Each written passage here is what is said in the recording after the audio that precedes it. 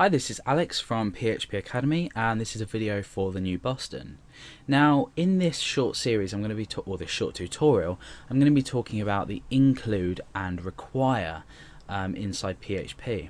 Now, you may visit websites and think, how do they get the design or the template exactly the same for every page? And the answer is that there's a preset template. Not necessarily including using include or require. It will be using, most likely, but it will be using some kind of way to include this. Now you'll note that I've got two files open. I've got my index.php and I've got header.inc.php. Now header.inc.php has a header 1 with my page. So if we preview this in our browser, it looks like this. Now, what happens if I want to create multiple pages with the same header in? Now, let's just go and create another file, and I'm going to call this, I'm going to save this here in include require, and I'm going to call this, let's just say, another page.php. Okay, so I've got all in all three pages. I've got index.php, another page.php, and header.inc.php. Now we're going to later on in the tutorial discuss using PHP inside this file, but for now I'm going to say this is my template. Now if I want to write, let's say, echo, I'm just going to create a variable here called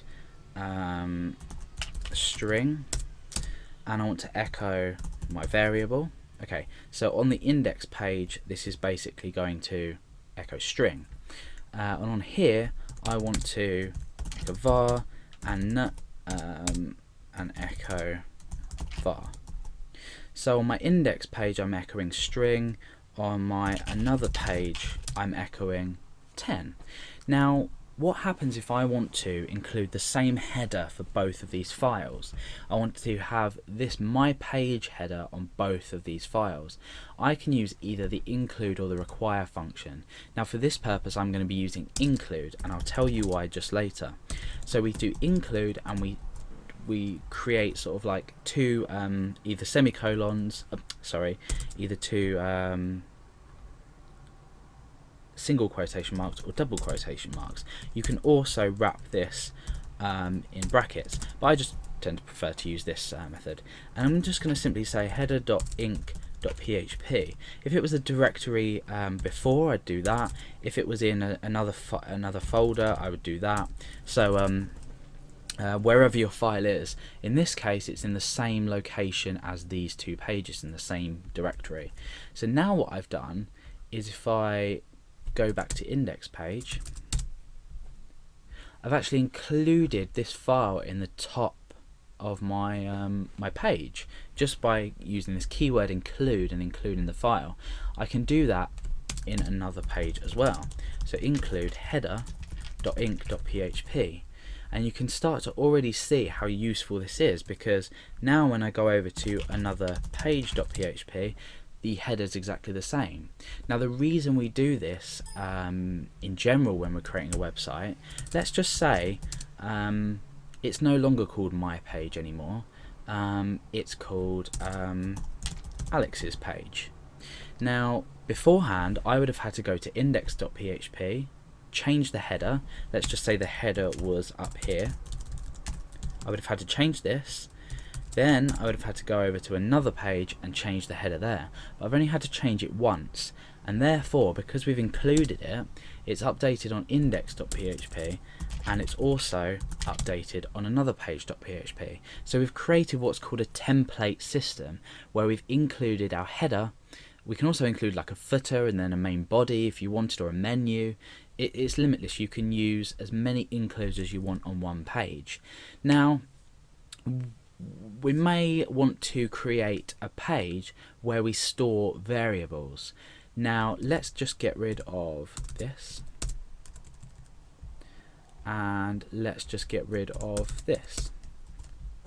Now I want to echo out var1 on this page and var2 on this page. Okay, I'm not actually going to set var1 on this page or var2 on this page.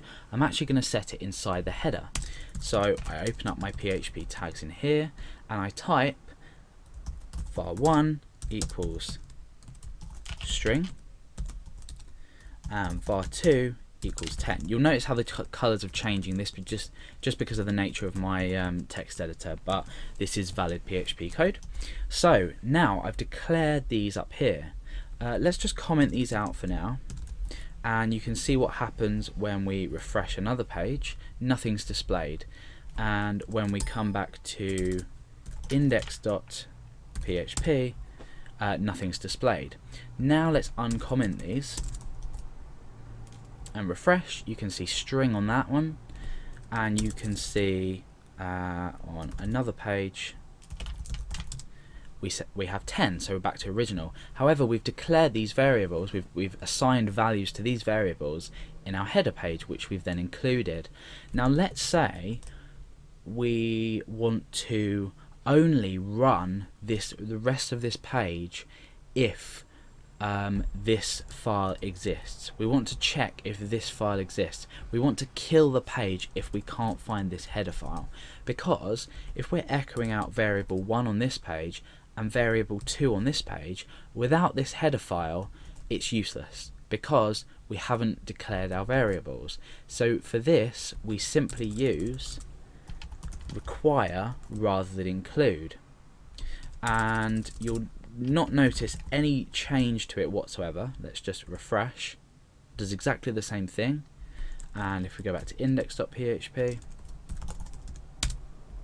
it does exactly the same thing. However, let's change this back to include,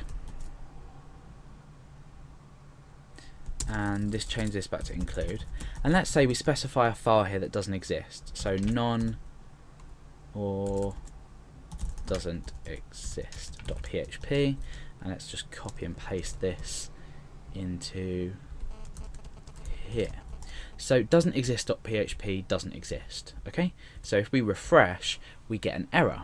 Okay, whereas here we're echoing out a variable, and we can display this by saying var2 is something, and then here we can say var1 is that. So if we refresh, we're still echoing out var1 is, but we're missing the variable because this page doesn't exist. However, if we were to choose require,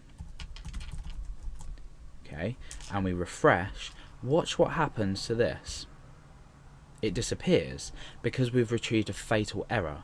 And the fundamental difference between require and include is that require just handles the errors differently. So if we can't find the file and we've required it, it kills the rest of the page. We just kill the page off. So nothing else after this line here is executed. It kills it off. Therefore, the reason this is important is because if we needed variables, and we need this variable in this case to display this whole sentence properly, we require header.inc.php, and on here we require header.inc.php. Now, because we've required it and it does exist, everything works out fine. So it's just a way with the require to ensure that you might be including a core file that has a list of variables that you need to use without your program. And because require and include are useful in the fact that you can include a long file with lots of variables that you need to use on maybe lots of different pages, require ensures that this file does exist, therefore the files are required. Include is more for design based choices. So for example, you might want to include a menu. Your website doesn't necessarily have to run with a menu. You don't want to kill the rest of the page if you maybe don't have the menu file available. So you just need to make a logical choice whether you use include or require, but for now that's both them inside PHP.